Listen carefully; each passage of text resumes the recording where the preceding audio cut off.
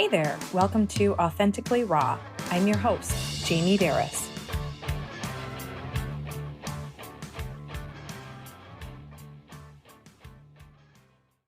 Hey, welcome, Colton Chorpenning, to the Authentically Raw podcast. I'm going to introduce you as the author of What the F is Next, but I know you have a larger bio and all kinds of life experiences and a day job. So go ahead and tell me a little bit about yourself. Hey, Jamie. Thanks for having me. Yeah. I would describe myself as a maximalist, meaning that I'll try anything twice. I love to do lots of different things. I love to surf. I love to snowboard. I love to do yoga. I love to cook for people. I love to dance. I love to throw events. I love breath work and I love meditation. Those are kind of the things that take up my personal time. But my full-time job is I work at Google as a senior interactive producer. And also I just wrote a book with my dad called What the Fuck is Next, like you just said. Awesome. Yes. So tell me a little bit first. We'll probably get more into the book and all of your life experiences. And I feel like already we have so much in common. You're probably more of an extremist than I am because I'm an aging female with 4 children. But tell me a little bit about your work at Google. Exactly.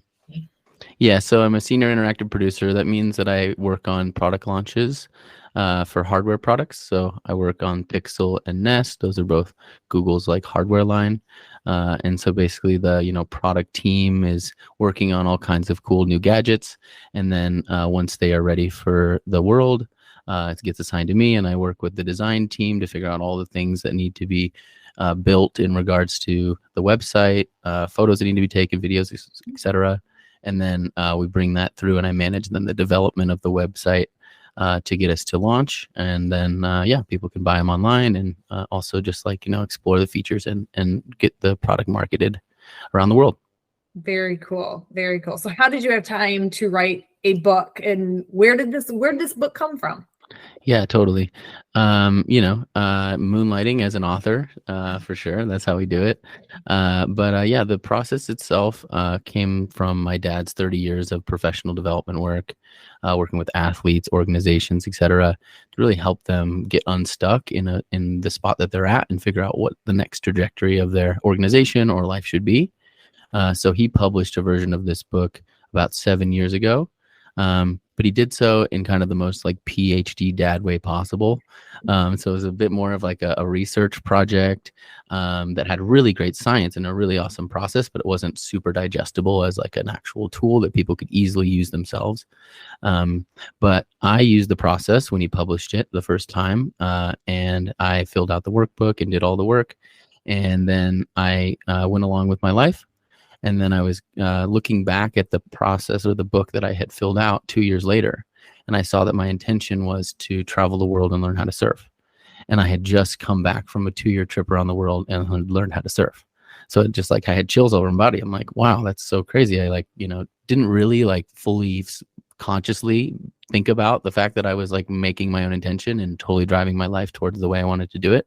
But it definitely completely worked. So I then was like, wow, there's definitely something to this.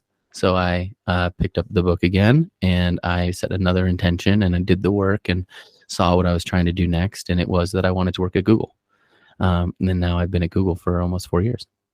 Wow, that's amazing. Honestly, it gave me chills. That's just crazy how that happens. And I think it's cool that, here you wrote it and it was a couple years later when you looked back and it was like, wow. Yes, exactly. Really good. So how is the book different from your dad's, say a little bit more PhD style? Mm-hmm. How is your book different, and what made you want to go on that venture? Yeah, totally. So I think it all really coalesces around the title, What the Fuck is Next? Yeah. That just focusing in on specifically one area of your life and making a conscious and concise process to make progress on that. The kind of 2 parts are, one, we added a lot of his story, his backstory, how he's used intention and become this person. And then also for me, having an intentional father and working with him and just kind of understanding this really powerful element of your life to get what you want. And then we go from there into our analysis of how we get distracted in a modern society. There's so many things and so many distractions and that pull us away from getting what we really want. And then we set up the process itself with the science. And so we really clearly explain it through like some infographics and also just like the studies and explain them more thoroughly. And then we go and we set up the process. So we explain how it works, and then we set people up with a little bit of like breath work and just setting them into a spot where they'll be really ready to dive into themselves and figure out what they like and what they don't like. And then you fill out 21 questions. And then you go and you look back at those questions and you figure out what are kind of the key tenets, or what are the key things that are arising from the answers that you've given. And then you translate that into a specific area of your life. We call them the big rocks, whether that's like finding a life partner or changing your career or working on, bettering your finances. And then we have a worksheet, a work process that then identifies that and then gives you another set of some questions and also prompts to then create an action plan within 30, 60 days to make serious progress on that part of your life. That's awesome. And I so relate how there's just so many distractions. Mm-hmm. And I feel even in my life, it's like my head is just swirling with do this, do that, do this, do that. And and you feel like you do get stuck and it's hard to get out of that spot and get back to, okay, focus on one thing at a time when we're getting pulled in so many different directions. And then, you mentioned about meditation and breath work. And even that, I feel, I know how important it is. Mm-hmm. I try it. And even during that, sometimes how hard it is to stay focused, because it's like, who has time to sit here and just sit still and breathe? I have this, and this to do. So you stop and you go start to do that stuff and you are completely non-productive. Yes, totally. About, like your breath work or your meditation, or even with what I said, what's your spiel on all that? I know people relate to me. Yeah, totally. My mom is actually a Dharma teacher, so I grew up in like a kind of meditation mindset household. But with that, like she would, bring me into Sangha and these kind of things, and I would be like, this is so hard. Like, I don't know how anybody is doing this. You're all sitting on this little pad and just like focusing on your mind for an hour. I was like, this is crazy. Like, and so I really never like found it and was like, this is gonna work for me. Until later, I think it was about like maybe 5 years ago, I started doing breath work, which is like a much easier kind of, I think, hack into like a meditational mindful space, just because you have like the physicality to it, right? Like also I find a lot of mindfulness when I do yoga, because you're just like focused on the pain, right? You're focused on like the weirdness that your body feels. And so that like also kind of is the same with breath work, where you just have to like, if I just focus on that part, then I find that it's a little bit easier. And now I've been able to actually start more of like a mindfulness practice of just focusing on the breath. But it definitely took me like steps into getting there. And also not overdoing it. Like I'll meditate for 10 minutes and still like, so just don't make it like this whole thing. You're going to sit for an hour, short and sweet, but you did it. And it does help. It resets your wavelengths of your mind, I find. Yeah. Do you find, is there a certain time of day? Do you start your day, or do you just kind of do it intermittent? Do you have a schedule? Yeah, totally. I have a pretty consistent morning routine that I think is probably different than a lot of similar guys my age. I like to start my day with a hot bath, and then I get out and I do breath work in that like really nice like warm space, and then I like to read for 10 minutes, and then I will meditate for 10 as well. Yeah, no, that's awesome. And I think it's so important to get that consistent morning routine. Yes. And so many people just are up and rushing out the door and they don't take that time. And it's a discipline. Yes, exactly. Yeah, How about you? What's your morning routine if you have time? I actually, similar. I like to get up before everybody else. Mm-hmm. I like the early mornings. And if it's above 30 degrees and I'm not, 100 feet of snow in Michigan, I keep those rocking chairs out on my front porch and I take my coffee out there. Sometimes I'm wrapped up in blankets or I'll sit inside, but same thing, devotions, reading, hopefully some breath, maybe some little bit of journaling, whatever I can in the morning just to get going. And I like to work out early morning before some of the kids get up or if they're out of the house. But, I think that just time alone, time to think and reflect. And sometimes I get caught up. I don't always want to call it meditation. To me, it's more reflecting or receiving. It helps me, I don't know, just get in that mood of like, okay, get everything else out of my mind and open up that space for things to come in. But the breath work has helped a lot. And I think with the breath work, just practicing something like that first thing in the morning, I stop and pause and just do the breath work all day long. Exactly. And that's really helpful. Do you have any tips? Because so many people think breath work and they get caught up on, am I doing it right? Am I doing it wrong? Is it one way or another? What do you do? Yeah, totally. So I have read Wim Hof's book and also Breath. Wim Hof would just say, just breathe, like don't overthink it, just breathe. And then in the book Breath, that just like very scientifically, it's like you should definitely always breathe through your nose, and you should make sure to be doing this, appropriate like use of your diaphragm. For me, it's just, like I lean more towards Wim Hof, and it's just breathing, and it's circular breathing, and then a long breath hold, or like a minute breath hold. But I just use the YouTube videos on YouTube that are really straightforward. They're free, and they have this like great like ethereal music behind it, so you get in this like cool little vibe space while you're breathing. I can definitely send you one after this that I really like. Definitely, that'd be awesome, because I've thought countless times I'd like to do a podcast like that. It's just a breathwork run one. This goes up on YouTube, and now Spotify has video, and why not? It sounds. It's funny because years ago, I was going through a time where I was just having insomnia, or I couldn't fall asleep, even though I'd be so tired. And I remember reading something about it's kind of more, I think, the box breathing, but it was inhale for 5 seconds, hold for 5 seconds, exhale for 5 seconds, and have that pause in between for 5 seconds. Do that 5 times, guarantee you're going to wake up in the morning and be like, when did I stop? How many did I get through? And I thought, never going to work. So I tried it, and it works. And I still do it to this day. It's almost just like a habit. And I am one of those now that my head hits the pillow and I don't think I'm awake more than 2 seconds. And it's just boom. But I'll start that breathing, and sure enough, I'm like, I don't think I ever get through the first 2 or 3 breaths. So hey, it totally does. I want to ask you a couple things. Well, first, I have down here that you have traveled to 16 different countries, which is amazing. It is on my bucket list. But it taught you a lot about creating intentions and achieving your goals. So tell me about that and your travels and all that stuff. Yeah. So I went on a 2-year trip that was the 16 countries. It was a interesting opportunity. I started my career working in advertising. So I was kind of just like grinding 9 to 5. And that was really great because I definitely learned a lot and a lot of good skills and how to, be a professional in the workplace and whatnot. But with advertising, it's definitely just kind of like a grind, and I got a little bit burnt out. So after 3 years, I was like, I want to do something differently. And I had this opportunity to go to Italy with my partner at the time. And we were both like, we have this opportunity to go to Italy for 3 weeks. But we both had this desire to kind of explore more and continue to travel. So without really a solid plan, we both were just like, let's see what we can do. We quit our jobs and we sold all of our stuff. We got rid of our leases in Colorado. And we just looked for ways to extend the trip. So we luckily found this thing at the time, which was kind of new, which is house sitting.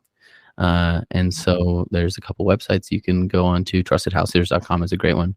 And we just started to apply to look after people's houses all around the world. And then we ended up like landing a couple that we were from Italy. We were like, okay, we've got a house sit in Turkey in 3 weeks. Then we'll just like work our way there slowly, staying in hostels, etc., staying with friends, and start the trip. And so then with that, we had like the confidence. We're like, okay, this is a pretty affordable way to travel internationally. I then like started applying online for digital marketing jobs. My girlfriend at the time had a fully remote digital marketing job. So landed that, and then with like a means of income and now this like relatively cheap accommodation style, we just kept going. And so we house sat in Turkey, Thailand, the Philippines, India, China, South Korea, Hawaii, Grenada, Costa Rica. And so that was like the 2 years, and then we just kind of in between, we both were liking to surf, and so we just like found other like cheap, cool places to stay. And that was just like, that was that trip. It was a great one. That sounds amazing. It was a great trip, you say. Yeah. 2 years. It was a great trip. Yeah. I've never heard of that. So it's trusted house sitters. Yes, exactly. That is so cool. So my daughter she's a freshman at Michigan State, and she wants to her junior year take a semester off and go live in Hawaii. I'm gonna check it out for sure. Yeah, that's cool. Maybe she'll go to other places, and mom might need to come house sit with her on some weekends. Be a house sitting duo. Yeah, it's great. Yeah, that would be amazing. Yeah, the best part about it is that by house sitting, you're kind of jumping into someone's life authentically in that place instead of just being like a tourist. So, you're living in their house, and you have kind of like you also get like their recommendations on what to do, and like potentially like their friends and their resources. So it really drops you into experiencing the culture or the place really authentically. Also, usually for house sitting, the reason that they want to do it is because they have pets. So, you're taking up looking after some animals, whatever. And that's always like sometimes, if you're an animal person, that can be really fulfilling and awesome. Like one time in Australia, we looked after like 2 poodles, which was just like great, super cute little poodles. Sometimes it's a little bit more intense. Like in India, we were house sitting, and when we were told that it was just going to be a dog and a cat, but we arrived and we found out that is actually they also take care of 2 rival stray dog gangs. So they have actually a private chef. The private chef was great because you get all you can eat, like vegetarian, Indian, home cooked meals. But then their also job is to create the food for these 2 rival dog gangs. And we had to like go out and like give the dog gangs their pot of rice and beans. And yeah, it's in the streets of New Delhi, it can be a little sketch, and these dogs are not messing around. So they will try and like, grab you or bite you when you're trying to just give them food. Right. Yeah. I love it. But those are, what amazing life experiences. It is just, and along the way, you probably learned so much about yourself and came back a complete different person practically. 2 years, that's a long time. Yeah, for sure. Yeah, that kind of adventurous travel, specifically with like house sitting, just, forces you to really look at the opportunities that are presented that are sometimes, great and sometimes not so great, and just really go with the flow and learn how to just make the best of, an opportunity. So I think that's probably like the biggest takeaway for doing that kind of more adventurous travel where you don't exactly know what's next. Right. And I think too, it reminds me of how so many of us get stuck in this life plan that, you think it's just this, okay, you're going to go to school, you go to college, you get this job, here it is. And, this permanent thing, and you're just living proof that, hey, let's sell our stuff. Let's go. Let's do. Granted, you didn't have the responsibility of kids because that's a little tougher, but it can be done. I have some friends that have that. They have sold it all. And one year they did a motorhome trip across America, and another year and homeschooled their kids along the way. And then another year they did the Great Loop, which comes, I think they took it from Michigan down through, would it be like the Mississippi River? I should probably look at my geography, but all the way down, the Great Loop, and then went from the Gulf, and then all the way around Florida from the Keys and back up the East Coast and back into little old Grand Haven, Michigan. And that sort of thing fascinates me. It's just you can't get that time back. Those experiences and those memories are just their lifetime. Yep. Exactly. And the lessons along the way. So I do want to ask, because you have that you will try anything twice, but there is something you won't try a third time. Tell me a little bit about that. Yeah, totally. I think, it's always good to give things another shot, even if they are at first not exactly how you thought, because, setting, whatever, can adjust how you feel about something. And so my example is going and being a part of a Costa Rican rodeo. The first time that I did it, which is, so they have rodeos, they're very common in Central America. The first time that I did it, it was like really fun. And you go and you like run in the ring with the bull, and it was all good. And I was like, heck yeah, like I'll let me do that again. And so like 3 months, we were in Costa Rica for like 3 months. So then I was like, let's do it again. and I did it, and I guess I was like feeling a little bit more confident or something, and like I got like really close to the bull, and it was like a really dangerous kind of situation. I was like, yeah, never mind. Actually, I am not a rodeo person that should be jumping into the ring with bulls. So I was to try it twice, realized that I don't need to do that a third time. No, it's a little bit when your life is on the line. That's when you Yeah, okay, I exactly. learned a lesson there. Yeah, for sure. Yeah, do you have anything that you have tried twice that you would maybe not try for a third time? So my husband's pretty adventurous, and Hmm. so he pulls me into doing things that I think, for the longest time, um, I couldn't really figure out exactly what my fear was. And I Hmm. think a lot of it is falling because, or maybe it's Hmm. heights and maybe it's both of them, because I find myself, even just a week ago, we're up zip lining, Mm, and 400 feet in the air, these zip lines that are 2,000 feet long, which I did great. The cool. first couple, it was a little scary or whatever, but that wasn't so bad. It's the times when, even years ago, he drove us up Pikes Peak, and Hmm. I was a wreck because I wasn't in control. Hmm. And we were in Lake Tahoe once, and I mountain biking, and my picture of mountain biking is like up the middle of a mountain. I want to work hard. I'm all for that. I didn't realize we were circling around the mountain, and you look down, and your path is 3 feet wide, and Hmm. it's a drop off of hundreds of feet, and I'm bruised up because I'm clinging to the bike so much, Yeah. and hitting the side of it was a wreck. But I find that, I don't know, we've just through business trips and stuff, we've been thrown into all these things where I'm Hmm. doing stuff that's so outside of my comfort zone, yet I keep showing up. Hmm. So that Cool. shows me that, I guess, there's a couple things that maybe I say I'm never going to do it again, but there I am. Yes. Um, one thing I can say is I have learned to just, keep trying, Hmm. because our fears are, the more you don't, I mean, obviously with the bull, I wouldn't keep trying. That's a different story. Hmm.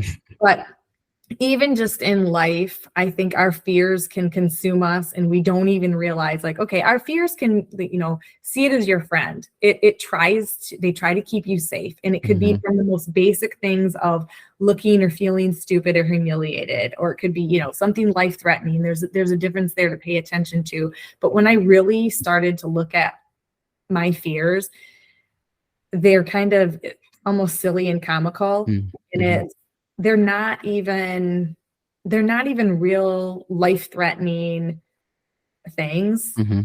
So I'm willing to try things multiple times Yeah. that I would never have, and I don't know why perfectionism jumps in my head, but it's showing up and just keep doing things messy is something I've really been Yeah. overcoming. So I kind of probably derailed from what you were speaking of, but I think how just even with this podcast, Hmm.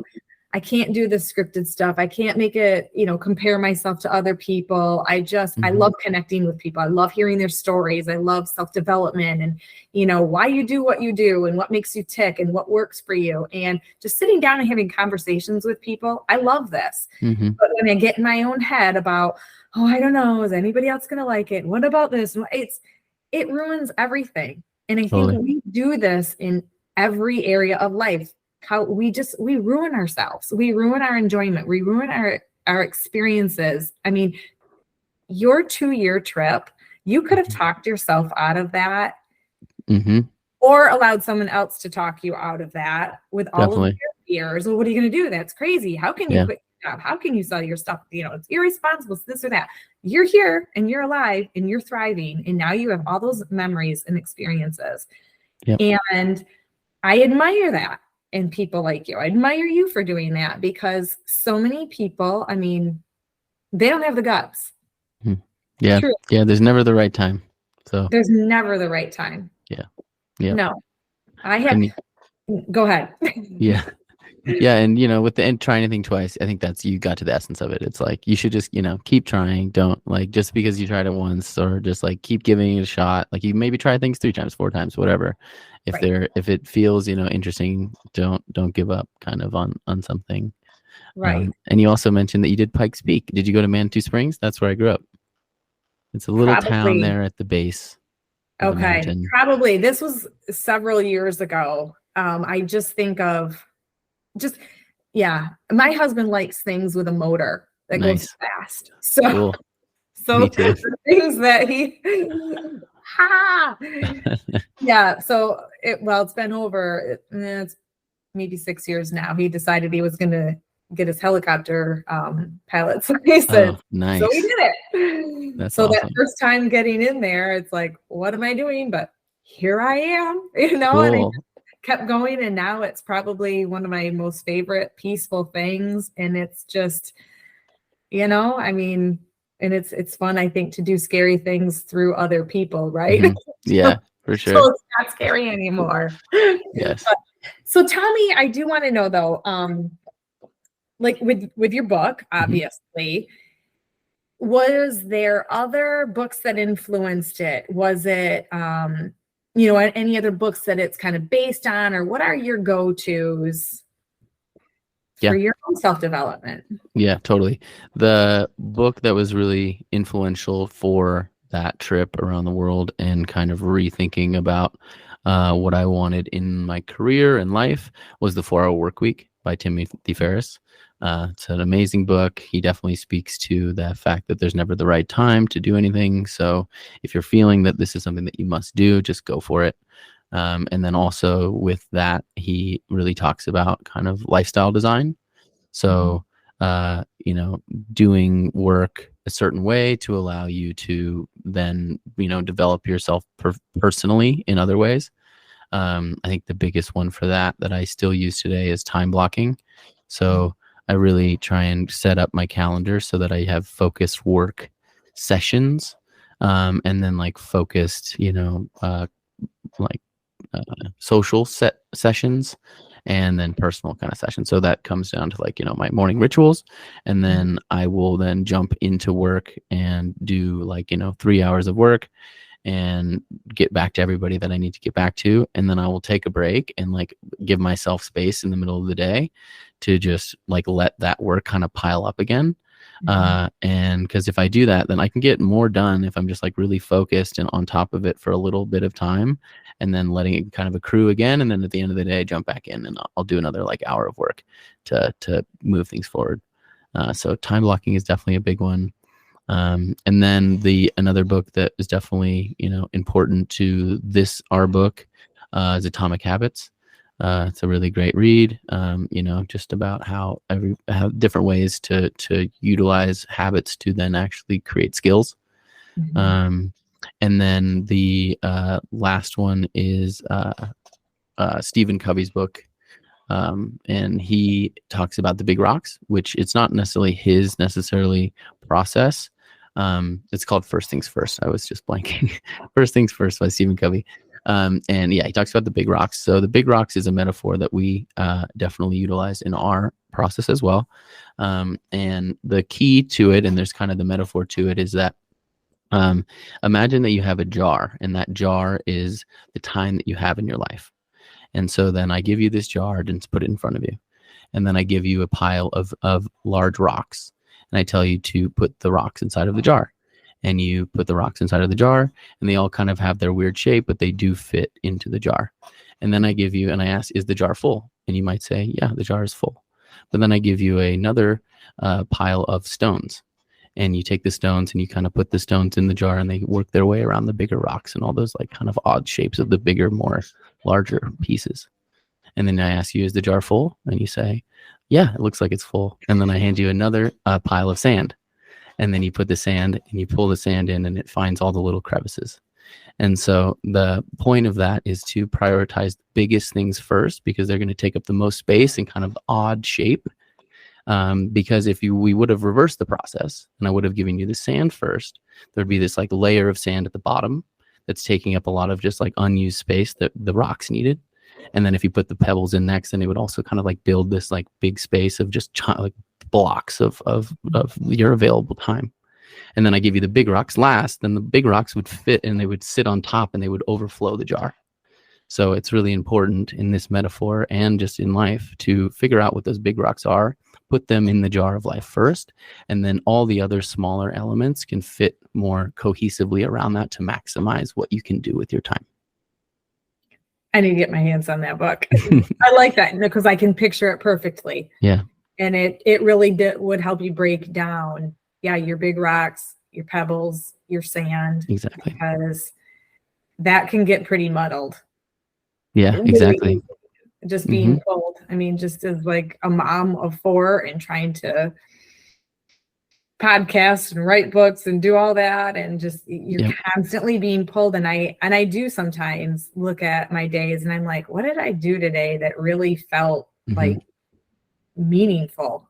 Yeah, for sure. Because so much of it is just this busy work. I mean, things that have to get done. Yeah. Just to survive. We all need to wash our clothes and go to the store and this and that. But it's really, I think the time blocking. Yeah. I've read the Atomic Habits and I do the 4 work week is also on my list. I'll have to check them out. But also, what the fuck is next, right? Exactly. Yes, totally. What are some of your favorite takeaways from your book? You got to have some really favorites. Yeah, totally. So I think, our setup about the distractions are really kind of a good way of thinking about how this book can help somebody. And it's really about getting to the essence of what you really want, not necessarily like exactly as you have in mind. A good example of this is, let's say that you have the desire to buy a new fancy car, a new sports car. And you also have a desire to work less and have more flexibility, or just to work less. So with those two being intentions, you might initially think that those are going to be impossible without somehow breaking the laws of physics or winning the lottery or something like that. But the key to it, and what this process helps to do, is help you get to the essence of what it is that you really want. And the essence of what you really want is probably that like awesome car or awesome thing in your hands, driving down the highway with the wind in your hair, and doing that, on a more flexible, like maybe doing it on a Friday afternoon, as opposed to just like on your PTO. So really another way to get into the thing that you really want is potentially, instead of buying a new sports car, maybe you just go and you rent the sports car for the weekend so that you have that actual like asset in your, in your hands. And then you work with your boss and your work. You have a conversation with your work about, hey, I am looking to have a little bit more flexibility. I'd like to work from home on Fridays. And then by doing those two things, you're actually much easier going to achieve the thing that you really want, which is the wind in your hair, the wheel in your hands, driving down the highway with your, partner potentially on a beautiful day on a Friday afternoon. You might have to pull over and take a call along the Pacific Coast Highway, but I think you get the point. That's awesome. No, I love that. And it's the thing about that is, I think we put things like, oh, it's so outside of our reach. Like that'll never happen. It's a pipe dream. And no, it's not. It can be a reality because it's not an all or nothing. And half the time, if that sports car is in the drive, or in the garage or whatever, it's like, it's not the perfect time to take it out anyway. Right. Exactly. Yeah. So like the essence of what you really want is probably just like an adventure with an awesome, like cool vehicle that you think is rad. Like that's really what you want. And if you got that, then you would totally contribute to your personal happiness and things that you've gotten out of life. And I think that kind of then lends itself well to the next one, which is that we don't really know. I think we a lot of times don't really know what it is that we want. And that's because we don't check in on what it is enough. For most people, myself included, the last time that question is really asked is like as a child. And what do you want to be when you grow up? Right. And so you ponder it as a child with your resources at the moment and your expectations of what's possible in life. And you say, yeah, I want to be an astronaut. Right. I want to be a ballerina. I want to do something like that. And, that's a great intention when you're that age. But once you get older, there are things that you actually want, but you might still be thinking like, yeah, I want to be like a billionaire or like an astronaut or a CEO, like in your subconscious. So it's really important to use any process to figure out with where you're at in your life right now and the resource that you have available and your desires and thoughts and feelings to what is it that you really do want. Because if you really hone in on what that is, like, it's probably for a lot of people, you know, myself included, it's like having a secure income stream of passive income, or being able to have flexibility and travel the world. So those things are actually very achievable and will give you so much fulfillment if you cue back into them. But it's not being an astronaut or a billionaire or something like that. That's like this crazy thing. There's totally things that you can do to make the best out of your life if you just figure out what they are. Right. And I think so many people get caught up on a label, like you said, an astronaut or a ballerina or whatever it is.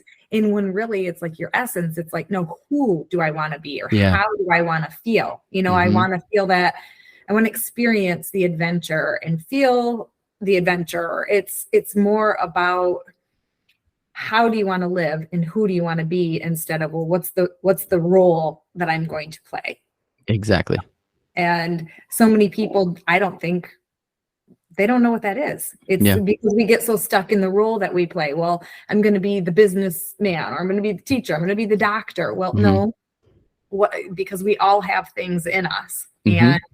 And I think that there's so many other ways to fulfill what that is inside. We get fixated on one thing, and it can be all different things, but you have to take the time to sit there and explore it. Yeah, totally. And I'm a big proponent that life is a series of phases, right? So what you wanted, 5 years ago could be completely different than what it is today. And so it's important to continually check in, and things change, right? Your community changes, your resources change, your setting changes. So, and analyzing what that is and what you have at your disposal to then achieve what it is that you want in this phase of your life. Right. And that's like another part of what the process is based in. It's based in appreciative inquiry. So instead of, it's usually, it's kind of taught in, I think, regular settings of, if you don't have something, like, why don't you have it? It's a deficit model, right? And like, why aren't you doing this? With our process, it's based in appreciative inquiry, which is an asset model. So what are the things that you've been successful at in your life? Well, who are the people that can help you that right now? What are the things that you have at your disposal, and why? And appreciate the fact that you've done things in your life and you have had success, and use that as a launching pad to then build from there to get this next thing that you really want. Right. And I think it makes me think about how it's the mindset of an abundant mindset instead of that lack mindset, because I feel like we do live in a world where everything is like in lack or scarcity. And that's so not the truth. Yeah. It's your mindset. And if you live with this lack mindset, there's not enough to go around. There's not enough money to go around. There's not enough, if you want to call it success or food or whatever it is, it's so not true. There is. And when you have that mindset, you truly do block yourself from everything and live with that abundance mindset. And wow, like you said, there are people to help and support you. There are resources everywhere, but you're blocking yourself. Truly. Yeah. Yeah, most definitely. And it makes me think of too, is just staying true, like the title of my show, Authentically Raw, but staying true with your authentic self, knowing who you are and revisiting that every few years, because we do change, we do grow, and we do evolve, which we should. That's growth. And constantly, when you were speaking, I was thinking too, it's looking and checking in on your values. Yeah. Because that can change too. But I mean, your core values are who you are. And I think it's really easy to start living our lives through other people or adopting their values. And you slowly lose all of that authenticity and what really makes you, like your essence, what makes you tick, what makes you feel good. What am I even going after anymore? Yeah. So definitely. Totally. Thank you, Colton. This has been an amazing conversation. Tell me, where can everyone find you and your book? And yeah, yep, totally. So I think the easiest place is thefisnext.com, but it's also available on Amazon in most countries, and the audiobook will be published here this week. So if people are interested in that format, obviously the workbook itself is best designed in the physical version, but you can also follow along in the audiobook if that's your preference. Yeah. Awesome. Do you narrate the audiobook? We did not, but yes, we have a great reader of the audiobook. Awesome. But before we go, I'm curious, Jamie, what the F is next for you this year? Well, I am crunch time. I have 2 women's fiction books that I've already written. They're Cool. published, and right now I just finished wrapping up a book. It's a planner, but when you open it up, it has a quote on top. I'm a huge quote junkie, and then some. I go into coaching mode. And I ask a question about it, but then there is, your top 3 priorities for the day, sort of thing. So that planner is at the editor right now. Oh, cool. Hope to get that out soon. And then I'm also working on a self-development book that is due in about 3 weeks to the editor it's Cool. crunch time. Let's Crunch just say that. time. I'm like, but yeah, Yes. so just between the writing and the podcast, that's kind of where I'm trying to stay focused right now and not get too distracted and pulled into too many other directions. But Awesome. All great stuff. Yeah, Do some time blocking. Sounds like yes. And I'm actually on your working agenda. on a workbook as well too, but I am, that's going to probably be the fall or next winter. So, Cool. why not work on 12 things at once? Exactly. Why not? That's all right. That's all right. Well, it's been amazing talking to you, Colton. And I'll put all of your stuff in the show notes, and everybody can find you there in your book. Cool. Thank you so much, Jamie. Thank you. Thank you so much for being here as we kick off this podcast together. I really appreciate you joining me on this journey because I'm well aware you could be doing or listening to anything right now. Hey, if you enjoy the Authentically Raw content, please support the show by following, rating, and reviewing on Apple Podcasts or wherever you listen. You can also follow me on social media for daily inspiration. Head over to my website, jamieberris.com, to sign up for weekly transformation tips. Or if you're interested in coaching, I currently have 3 openings for one-on-one coaching. If you're looking for an empowering community, we'd love for you to join us in the Transformation Tribe, our group coaching membership. More info available on my website under the Life Coaching and Membership tabs. One last thing, I'm rooting for you. Be real, be raw, be authentic.